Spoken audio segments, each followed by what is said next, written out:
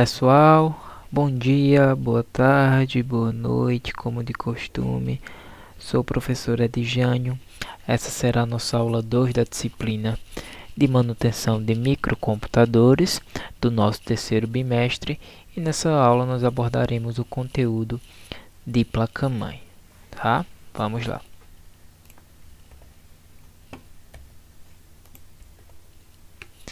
Então, pessoal, a placa-mãe ela também é denominada motherboard, certo?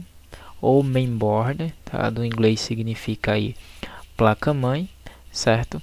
Ela é um dos componentes aí mais importantes do nosso computador, uma vez que esse componente realiza aí a comunicação entre os diversos dispositivos, certo? Periféricos e barramentos de um sistema computacional, tá? Como por exemplo processadores, como por exemplo processador, memória, discos de armazenamento permanente como HDs, tá? Dispositivo de entrada e saída como teclado, como mouse, impressora, dispositivo de áudio e vídeo, certo? Como fone de ouvidos e monitores e etc, tá? Inicialmente, as placas elas eram simples, tá? A única função delas era permitir a comunicação entre os dispositivos, tá? Mas com o passar dos anos aí, elas se tornaram mais complexas, né? Tendo em sua composição componentes embutidos, tá? Ou no caso on-board de várias tecnologias como vídeo, som, rede, né? E etc.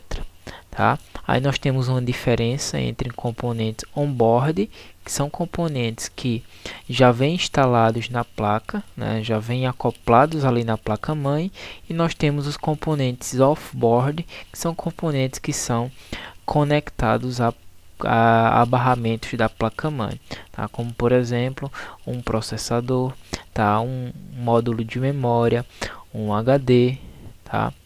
São aí dispositivos off-board, tá? E a maioria das placas hoje elas já vem com componentes on-board, tá? Que são componentes aí básicos acoplados à placa-mãe, certo? Mas nada impede de inserirmos componentes off-board para aumentarmos ali a capacidade, né, de processamento, de armazenamento ou de transmissão de dados de um computador. Tá? E a nossa placa-mãe ela parte do componente básico que é o PCB, certo? É o componente básico aí de composição de uma placa-mãe, certo? Esse componente é definido como uma placa de circuito impresso, certo?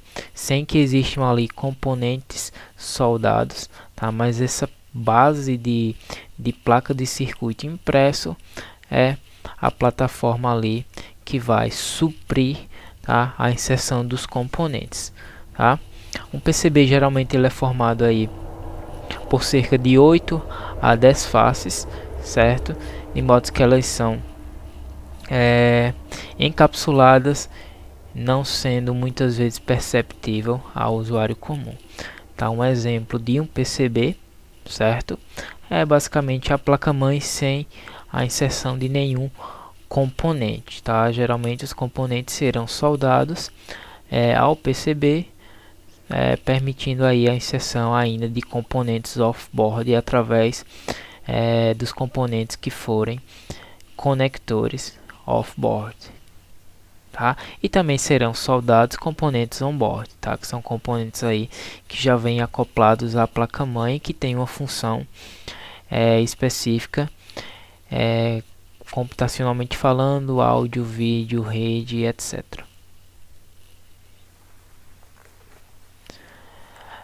O PCB ele é um componente simples e de baixa tecnologia, tá?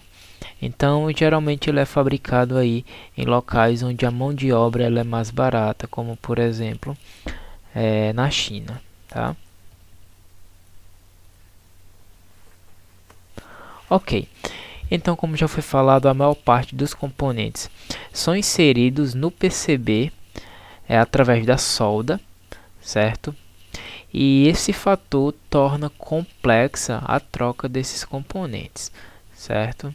Não se tem a possibilidade de simplesmente desencaixar um componente e encaixar um novo componente, visto que eles estão soldados ao PCB, tá?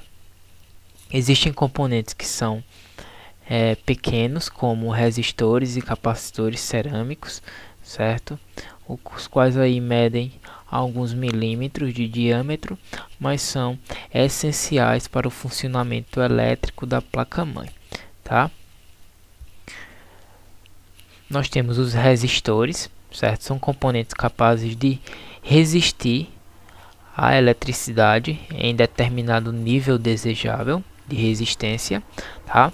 Geralmente esses resistores são aí produzidos com carvão em pasta, tá? E funciona como isolante elétrico, certo?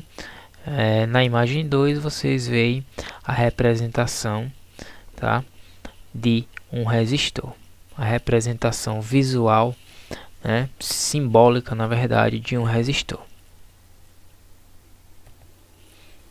E na imagem 3, na figura 3, né, vocês podem observar aí resistores reais, tá, que serão inseridos através do processo de solda no PCB da placa-mãe. Nós temos os capacitores, certos capacitores eles têm a função de manter uma corrente elétrica em um nível constante e desejável, certo? São compostos aí por duas chapas e um elemento interno que pode ser água, ar ou ainda vácuo, né? Esse elemento ele é chamado de dielétrico, certo? O símbolo de representação vocês podem observar na figura 4, tá? E na figura 5 vocês podem observar um resistor real, tá? Já instalado, né? Já soldado ali em uma placa-mãe. Um capacitor, perdão. E nós temos os reguladores de tensão, certo? Eles têm a função de regular e estabilizar tensões elétricas fornecidas pela fonte de alimentação, certo? Eles são extremamente necessários porque cada componente da placa-mãe, cada componente do computador só necessita ali de uma voltagem específica de eletricidade, tá? E quem faz a estabilização e a adequação dessa voltagem são os reguladores de tensão, certo? Eles são compostos ali por transistores externos, tá? Capacitores, bobinas e ainda controladores elétricos, certo? Figura 6 vocês podem observar um regulador de tensão. Vocês percebem, existem 3 resistores, existe uma bobina e existe ainda um capacitor, tá? E aí nós chegamos à BIOS, certo? A BIOS ela é uma memória, mas ela também se define com outras características, tá? Mas é uma memória ali que permite o armazenamento da configuração do software básico do dispositivo, certo? E esse software é extremamente necessário para o momento da inicialização do dispositivo, certo? Sem esse software nós não teríamos garantia alguma que o dispositivo iniciaria corretamente, certo? E a BIOS ela tem uma função bastante interessante, que é o teste de software e hardware, tá? Sempre que o dispositivo está realizando o processo de inicialização, a BIOS ela vai ali através de um software, tá? Testar se os hardwares estão instalados e funcionando, bem como se o sistema operacional está ali operando, tá? E que tende a funcionar corretamente, certo? Então o BIOS ele contém o software que também é chamado de setup, certo? E é esse software que permite aí que essas configurações, essa checagem seja realizada, tá? E quem executa o BIOS é o processador no momento que o dispositivo é ativado, né? É ligado, certo? E nesse software, né? Na verdade, na BIOS, tá? Nós temos aí um componente físico também, certo? De memória do tipo volátil, ou seja, os dados eles são apagados assim que o dispositivo não recebe mais eletricidade ou no caso é desligado, tá? Mas a BIOS ela também é um software, tá? Ela é um conjunto aí de hardware e software, certo? Para manter os dados armazenados quando o dispositivo é desativado, no caso é desligado, é utilizado aí uma pequena bateria que mantém, tá, a BIOS com o armazenamento permanente, mesmo que esse armazenamento seja aí volátil, tá? Figura 7, vocês têm um exemplo de uma BIOS, certo? Tá? E logo ao lado da BIOS vocês têm uma bateria que mantém as configurações da BIOS enquanto o dispositivo está desligado. E quem tem a função de armazenar as configurações do setup é o CMOS, tá? E o CMOS ele é volátil, ou seja, os dados eles são perdidos, certo? Quando o dispositivo é desligado, como já foi falado, certo? Então, por essa razão é necessário a utilização de uma bateria que vai permitir ali, tá? Manter os dados armazenados quando o dispositivo está desligado, certo?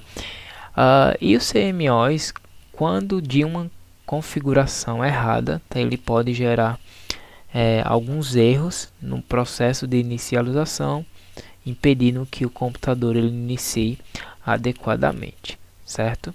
E é possível zerar as configurações do CMOS simplesmente desativando o fornecimento elétrico, no caso retirando a bateria, tá? Ou ainda trocar a posição do jumper, certo? Que é um pequeno conector que vai ficar ali realizando a conexão entre alguns pinos, certo? Se vocês observarem, do lado direito da BIOS nós temos 3 pinos, tá? E tem um jumper fazendo a conexão entre esses 2 pinos. Nós poderíamos resetar a conexão simplesmente trocando o jumper de posição, tá? Trazendo o jumper para o pino 1 e o pino 2, certo? Ou outra forma seria simplesmente retirando a bateria, tá? Vou finalizar por aqui para a aula não ficar extensa. Espero que vocês tenham compreendido. Bons estudos e até a próxima.